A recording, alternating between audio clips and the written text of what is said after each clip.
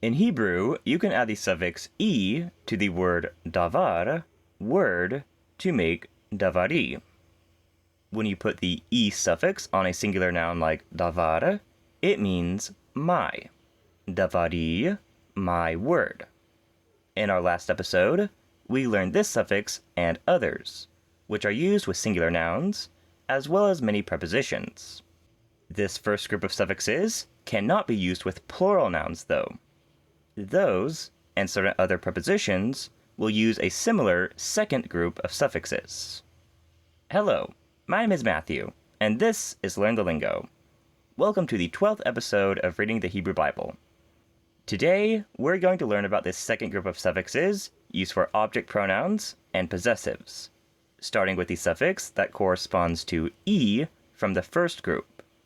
This suffix is I, spelled with an a vowel and a yod.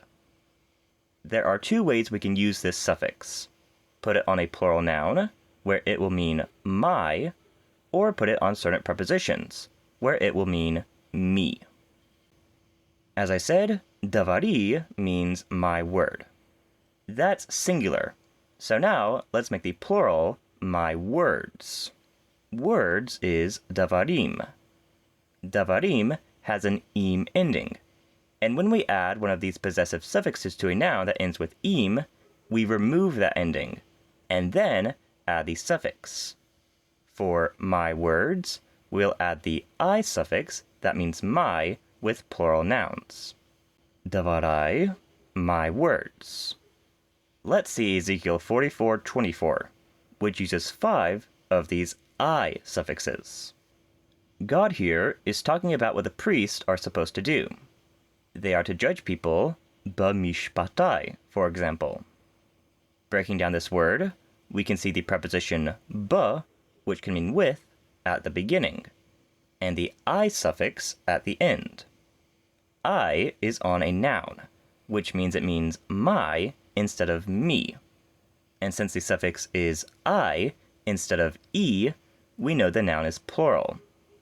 We don't see a plural ending, and so we can tell the original word is mishpatim, since only the plural ending im is removed when plural possessive suffixes are added. Mishpatim means judgments.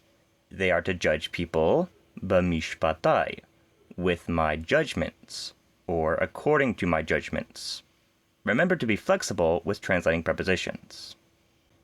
They are also to keep et torotai v'et chukotai. Remember, et indicates that these words are the definite direct objects of the verb keep. They are what is kept. Et is not translated into English. These plural nouns have the plural ot ending, which does not disappear when suffixes are added. Torot is the plural of Torah, which means instruction or law. Chukot is the plural of chukah, statute. They shall keep et torotai v'et chukotai. They shall keep my laws and my statutes. B'chol moadai, in all moadai, my moadim, my set times. And they shall also sanctify et shabtotai, my shabbatot, my sabbaths. So that's my. E for singular nouns, I for plural nouns. Many of the suffixes in this second plural group are the same as those in the first group, but with a yod before them. The 4 yor suffixes for singular nouns were cha, ch, chem, and chen. And the 4 yor suffixes for plural nouns are echa, aich, echem, and echen. One example from our chapter, Jesse tells David, "See how your brothers are doing." Your brothers is achecha. Achim is brothers, and the im ending is removed when the suffix is added. This possessive suffix is echa, with the yod for plural nouns. We use the masculine singular yor suffix since Jesse is speaking to his son, David. Achecha, your brothers. One form of the them suffixes in the first group we learned last time was masculine hem and feminine hen. In this second group, we also add a yod before these. Masculine them or their, a hem, and feminine them or their, a hen. We see an example of one of these at the very beginning of our chapter when the Philistines gathered et machanehem, their camps, their armies, with the plural a hem suffix to mean their. You will also see both singular and plural nouns taking the or an suffix to mean their. We saw the suffix with the singular noun aruba last time. Arubatam, their token. It's commonly used with certain plural nouns too, as in avotam, their avot, their fathers, plural. Now, let's see the suffix for his that matches with the ol suffix from last time. This plural suffix will also have a yod added, though it's actually not pronounced, and we say this suffix as av. We've seen this before when Saul says Goliath has been a man of war since na'urav, his youth. Na'urim, youth, is actually a plural noun in Hebrew, with the im ending.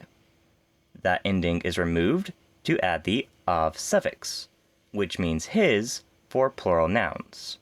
Na'urav, his youth. In verse 22, David greets echav.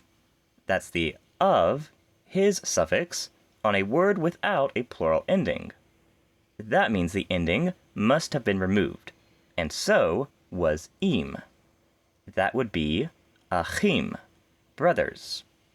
The vowel has changed from a to e, but as you know, vowel changes are something that happen with lots of words when suffixes are added. So we shouldn't put too much focus on them when reading, and instead focus on the meaning. Achim, brothers, echav, his brothers. And our last suffix will be for her. The her suffix for singular nouns was a, and for plural nouns is eha. Again, a yod appears in the plural suffix. In fact, as you may have noticed, every suffix in this plural group has a yod, and that is the most distinctive feature of this group as opposed to the first one.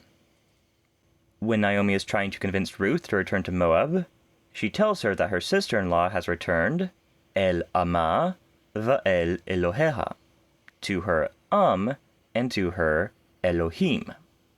The her suffix on is a, since is singular, and the suffix on Elohim is ea, since Elohim is plural.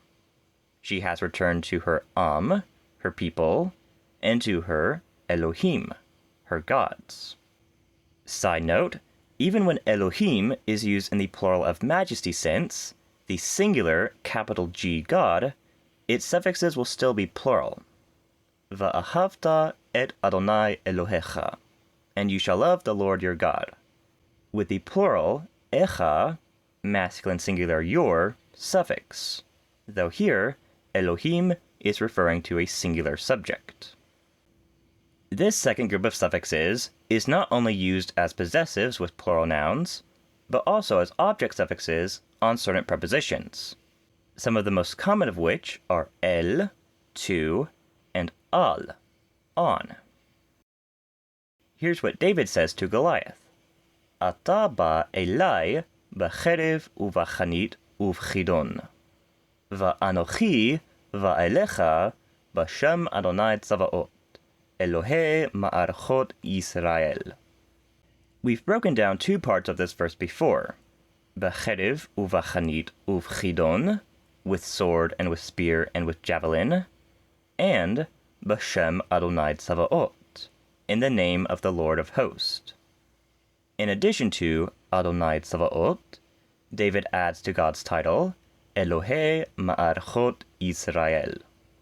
This is a construct phrase which we now have the ability to break down. Elohei, with the a ending, is the construct form of Elohim. Elohim, God, Elohe, the God of, Ma'archot, the armies of, Israel, Israel. Elohe Ma'archot Israel, the God of the armies of Israel. Now, David first says, Ata ba'elai. Ata is the subject pronoun you, in masculine singular form, as David is speaking to the man Goliath. Ba is the verb come, and elai is el, to, with the I suffix that means me when we attach it to a preposition. Ata ba'elai b'cherev uv'chanit uv'chidon. You come to me with sword and with spear and with javelin. Va'anochi va'elecha b'shem Adonai. Va is the most common Hebrew conjunction. It can mean and, but here David is making a contrast, as you'll see, so I'll translate it as but here. Anochi and ani are two variations of the pronoun I. Ba is again come, and here el, to, has the suffix echa, you masculine singular. Va'anochi ba'elecha b'shem Adonai Tzavaot. But I come to you in the name of the Lord of hosts, Elohe Ma'archot Israel, the God of Israel's armies. And here's the first phrase of the last verse of our chapter. Vayomer elav Shaul. We've been growing accustomed to this sentence structure. We have the verb vayomer, and he said, with the subject he explicitly mentioned later on, Shaul, Saul. The prepositional object goes in the middle, elav, el, him, to him. Vayomer elav Shaul, and Saul said to him. And back at the beginning of the chapter, we're told that the Israelites camped on one mountain and the Philistines on another. Vahagai benehem, and the gai benehem. There are three words generally translated as valley in Hebrew. Emek, which we've seen, bik'ah, and this word here, gai, vahagai, and the valley. The preposition in this phrase is ben, which means between. It often uses this second group of suffixes, as it does here with ehem, them, vahagai benehem, and the valley was between them, the Israelites and the Philistines. When we learned the preposition me'al, we saw it in the phrase, David took the armor me'alav, off himself. Now we can recognize the av suffix. It's the hem suffix from this second group. That group is used with the preposition al, and therefore also with the compound prepositions that use al, like me'al. He took the armor me'alav, off himself. And that's all for today. We've learned a whole second group of suffixes, which is used for plural nouns and certain prepositions. In our next lesson, we're going to have a special episode where we learn all about the names for different kinds of people in the Bible.